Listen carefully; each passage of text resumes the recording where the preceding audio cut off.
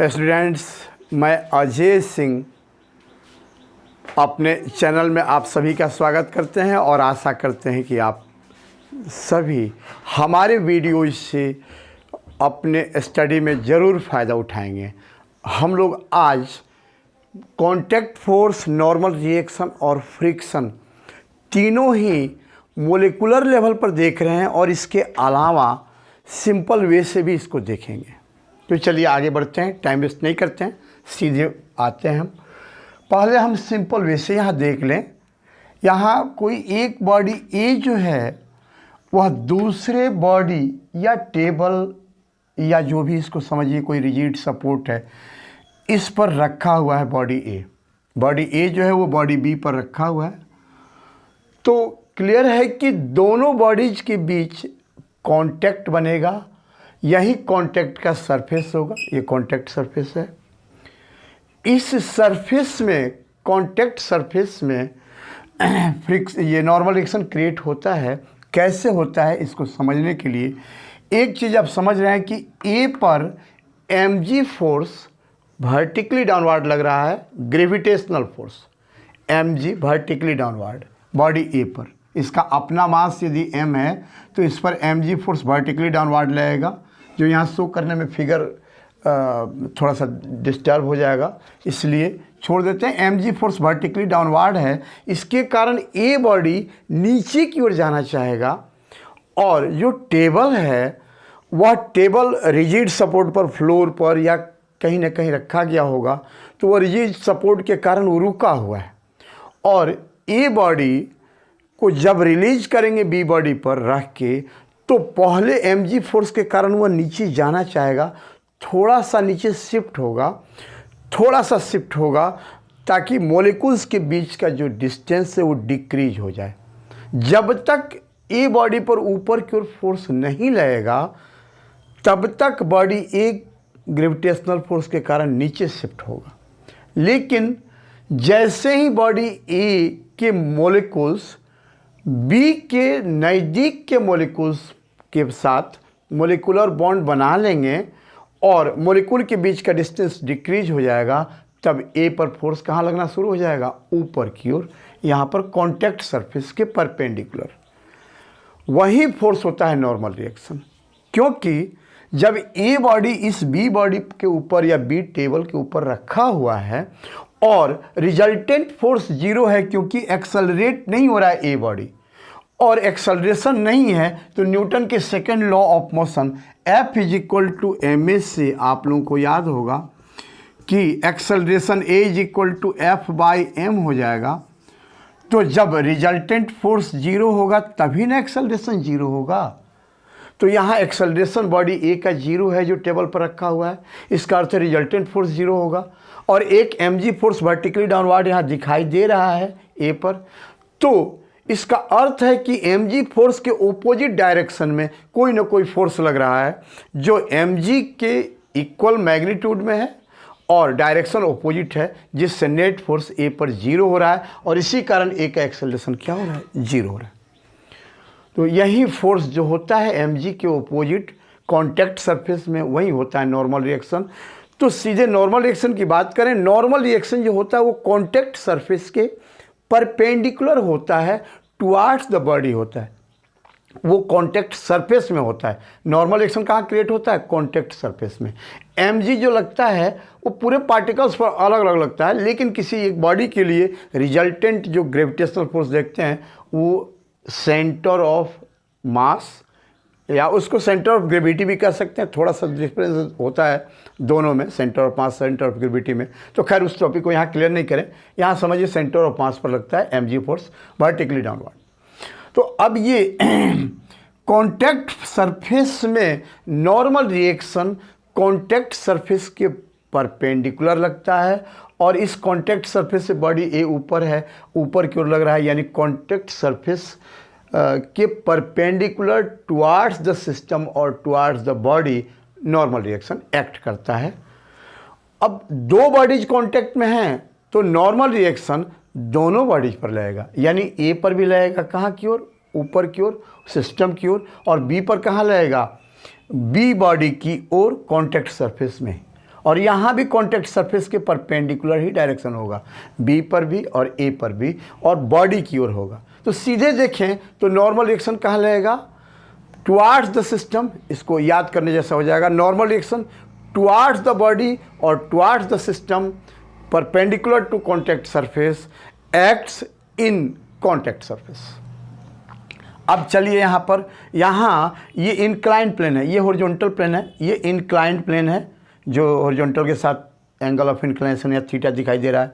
यहाँ पर भी जो कॉन्टैक्ट सरफेस बनेगा, इस कॉन्टैक्ट सरफेस के परपेंडिकुलर ही नॉर्मल रिएक्शन लगेगा। बॉडी सी की बात करें तो बॉडी सी की ओर लगेगा, towards body C, contact surface में कॉन्टैक्ट सरफेस के परपेंडिकुलर।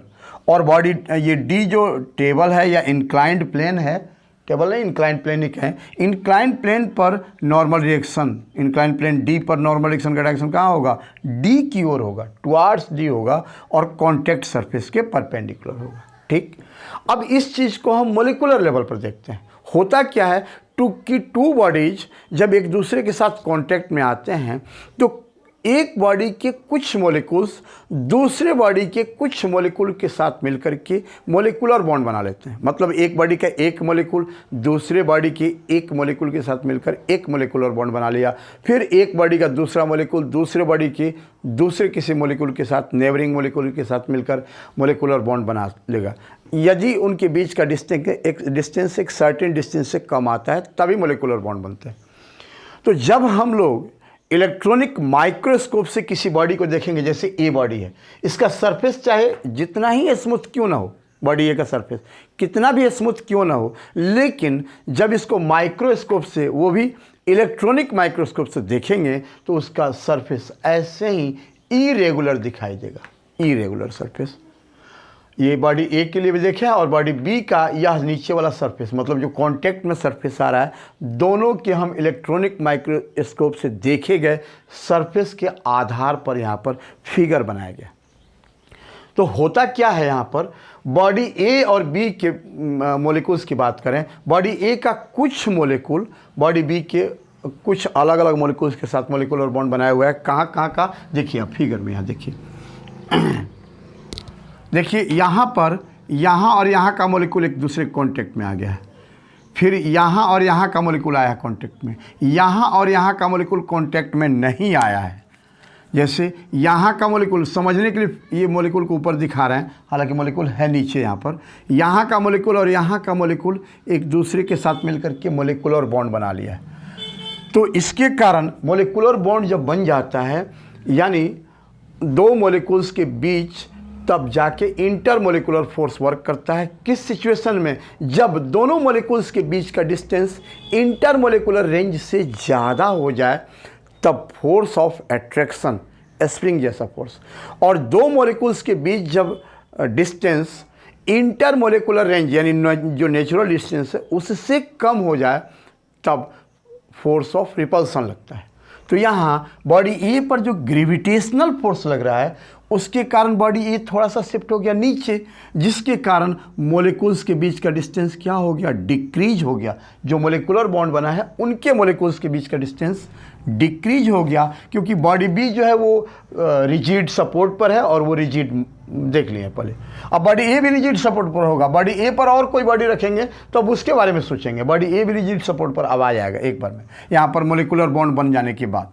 तो यहाँ पर जब मॉलिक्यूलर बॉन्ड बन गया तो ये बॉडी जो नीचे थोड़ा सा शिफ्ट हुआ है mg फोर्स के कारण, और बॉडी भी स्टेशनरी पोजीशन में है, तो यह जो मॉलिक्यूल है जहाँ है वहीं है, और यह मॉलिक्यूल थोड़ा सा शिफ्ट हो गया नीचे, जिससे इस दोनों मॉलिक्यूल्स के बीच का डिस्टेंस डिक्रीज हो गया इंटरमोलिकुलर रेंज से, यानी नेचुरल डिस्टेंस से डिक्रीज हो गया, जिसके कारण यह इस पर फोर्स ऑफ रिपल्सन लगाएगा, स्प्रिंग जैसा फोर्स, और यह इस पर फोर्स ऑफ रिपल्सन लगाएगा, स्प्रिंग जैसा फोर्स।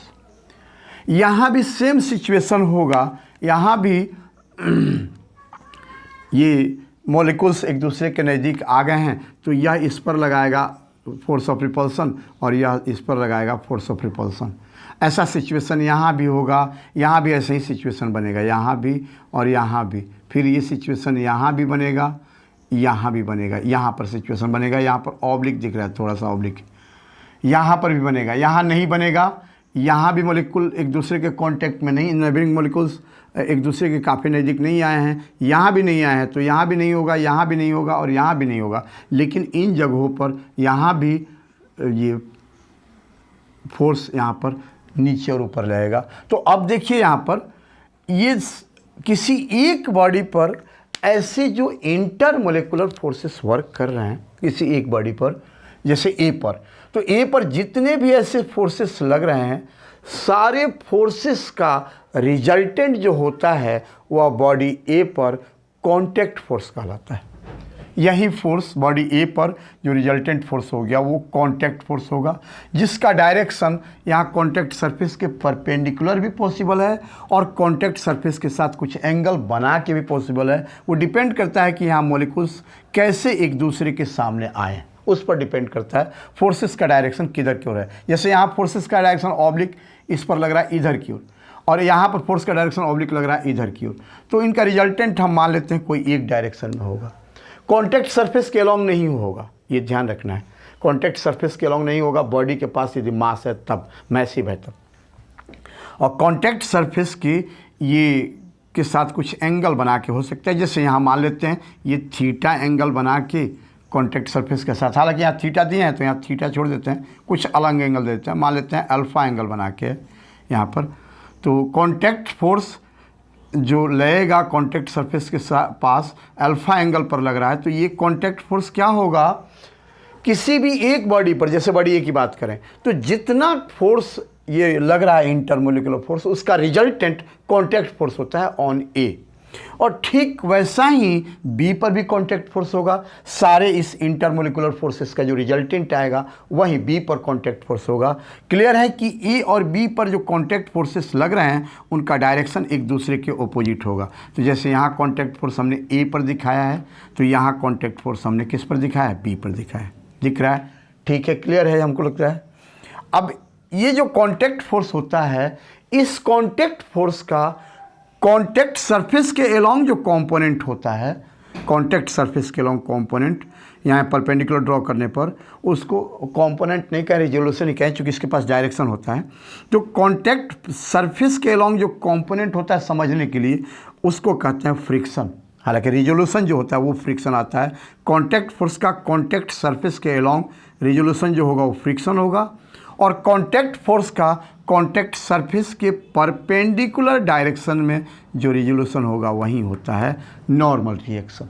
यानी कॉन्टैक्ट सरफेस के परपेंडिकुलर नॉर्मल रिएक्शन है जो दिखाए हैं वो यहाँ से स्पष्ट हो रहा है कि कॉन्टैक्ट फोर्स का कॉन्टैक्ट सरफेस के परपेंडिकुलर डायरेक्शन में जो कंपोनेंट होता है, यानी जो रिजोल्यूशन आता है, चूँकि डायरेक्शन उसके पास होता है तो रिजोल्यूशन कहें, वह होता है नॉर्मल रिएक्शन। तो ए पर यह कॉन्टैक्ट फोर्स होगा, तो ए पर फ्रिक्शन, यहाँ से परपेंडिकुलर ड्रॉ करेंगे तो ये फ्रिक्शन हो जाएगा किस पर, ए पर। और बी की बात करें तो बी पर यह कॉन्टैक्ट फोर्स होगा ए के ओपोजिट, ये दोनों angles vertically opposite angles equal होंगे, दिख रहा होगा आप लोगों को। तो बी पर जो कॉन्टैक्ट फोर्स होगा यहाँ पर, इससे परपेंडिकुलर ड्रॉ करेंगे इस कॉन्टैक्ट सरफेस पर, तो ये फ्रिक्शन हो गया किस पर, फ्रिक्शन ऑन बी ये। और यहाँ कॉन्टैक्ट सरफेस के परपेंडिकुलर कंपोनेंट ड्रॉ किए हैं तो ये नॉर्मल रिएक्शन हो जाएगा किस पर, बी पर, ये नॉर्मल रिएक्शन। तो क्लियर है कि जब यह कॉन्टैक्ट फोर्स और यह कॉन्टैक्ट फोर्स इक्वल है तो यहाँ नॉर्मल रिएक्शन, और ये एंगल भी इक्वल है यहाँ पर, तो इस सिचुएशन में मतलब डायरेक्शन से एक दूसरे के ओपोजिट है कॉन्टैक्ट फोर्सेस के, तो क्लियर है कि नॉर्मल रिएक्शन दोनों पर क्या होगा, सेम मैग्नीट्यूड में होगा, डायरेक्शन अपोजिट होंगे, और वो नॉर्मल रिएक्शन दोनों बॉडीज पर कॉन्टैक्ट सरफेस के परपेंडिकुलर होगा। और फ्रिक्शन जो होगा वो कॉन्टैक्ट सरफेस के एलोंग होगा दोनों बॉडीज पर, और डायरेक्शन अपोजिट होगा, और मैग्नीट्यूड में भी फ्रिक्शन भी क्या होगा, सेम होगा, क्योंकि कॉन्टैक्ट फोर्स सेम है तो कंपोनेंट भी उसका सेम एंगल पर सेम ही आएगा। तो इस तरह से एक कॉन्टैक्ट सरफेस में फ्रिक्शन दोनों बॉडीज पर लगता है और वो कॉन्टैक्ट सरफेस के एलोंग होता है। फ्रिक्शन का मैग्नीट्यूड दोनों बॉडीज पर इक्वल होता है। और नॉर्मल रिएक्शन जो होता है एक कॉन्टैक्ट सरफेस में, नॉर्मल रिएक्शन दोनों बॉडीज पर सिस्टम की ओर लगता है, कॉन्टैक्ट सरफेस के परपेंडिकुलर होता है, और लगता कहाँ पर है, कॉन्टैक्ट सरफेस में। नॉर्मल रिएक्शन और फ्रिक्शन दोनों ही। ये ध्यान रखना है कि यदि कॉन्टैक्ट किसी एक बॉडी का दो जगह हो रहा है 3 जगह हो रहा है तो जहाँ जहाँ कांटेक्ट होगा सब जगह नॉर्मल एक्शन लगेगा और सब जगह टुवार्ड्स द सिस्टम ही होगा, बॉडी की ओर ही होगा, बॉडी से ओपोजिट या दूसरे किसी डायरेक्शन में नहीं होगा। और हर जगह कांटेक्ट सरफेस के परपेंडिकुलर ही डायरेक्शन होगा। कांटेक्ट सरफेस में कांटेक्ट सरफेस के perpendicular towards the system normal action work करता है। यदि दो बॉडीज़ का एक दूसरे के साथ कांटेक्ट नहीं हो रहा है तो कोई नॉर्मल एक्शन क्रिएट नहीं होगा, ना कांटेक्ट फोर्स होगा, ना फ्रिक्शन होगा, ना नॉर्मल एक्शन होगा। ठीक है, हमको लगता है आप लोग समझ गए होंगे अच्छी तरह से। हम लोग नेक्स्ट वीडियो में अब मिलेंगे बाबू।